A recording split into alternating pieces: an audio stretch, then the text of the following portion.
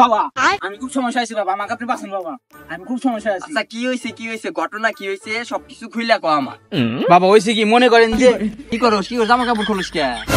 বাবা আপনি না করলেন সবকিছু খুলে কইবে। আমি কইছি তোর সমস্যা কি ওইটু খুইলা ক।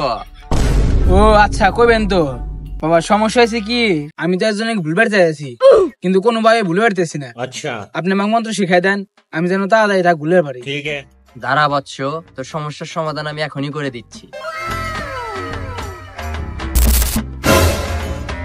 এই যে নে, এর ভিতরে মন্ত্র লেখা আছে, এর থেকে 10 কদম আইটা দেয়া এর উপরে কি।